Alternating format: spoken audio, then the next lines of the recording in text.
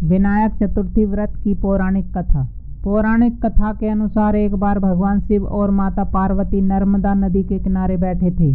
वहां माता पार्वती ने भगवान शिव से समय व्यतीत करने के लिए चौपड़ खेलने को कहा।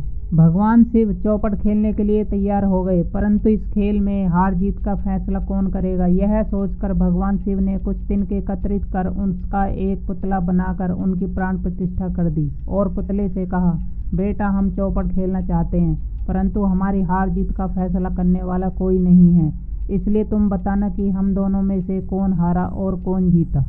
खेल शुरू हो गया। यह खेल 3 बार खेला गया और संयोग से तीनों बार माता पार्वती ही जीत गई। खेल समाप्त होने के बाद बालक से हार जीत का फैसला करने के लिए कहा गया, तो बालक ने भगवान महादेव को विजयी बताया।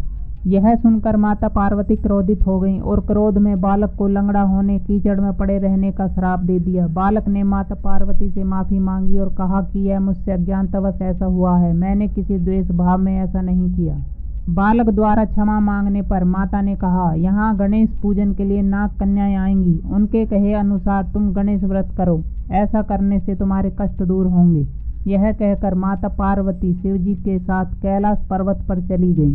1 वर्ष के बाद उस स्थान पर नाग कन्याएं आईं। तब नाग कन्याओं से श्री गणेश के व्रत की विधि पता करने पर उस बालक ने 21 दिन लगातार गणेश जी का व्रत किया, जिसके परिणाम स्वरूप श्री गणेश जी प्रसन्न हुए। उन्होंने बालक को मनोवांछित फल मांगने के लिए कहा। बालक ने कहा, हे विनायक, मुझे इतनी शक्ति दीजिए कि मैं अपने पैरों से चलकर कैलाश तक पहुंच सकूं। बालक को वरदान देकर श्री गणेश अंतर्ध्यान हो गए। इसके बाद वह बालक कैलाश पर्वत पर पहुंच गया और कैलाश पर्वत पर पहुंचने की कथा उसने भगवान शिव को सुनाई। चौपड़ वाले दिन से माता पार्वती शिवजी से विमुख हो गई थी, अतः देवी के रुष्ट होने पर भगवान शिव ने भी बालक के बताए अनुसार 21 दिनों तक श्री गणेश का व्रत किया। इस व्रत के प्रभाव से माता पार्वती के मन से भगवान शिव के लिए जो नाराजगी थी वह समाप्त हो गई। यह व्रत विधि भगवान शंकर ने माता पार्वती को बताई। यह सुनकर माता पार्वती के मन में भी अपने पुत्र कार्तिकेय से मिलने की इच्छा जागृत हुई।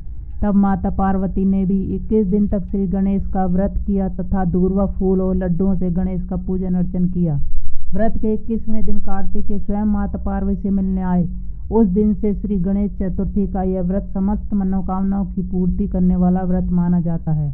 इस व्रत को करने से सारे कष्ट दूर हो जाते हैं।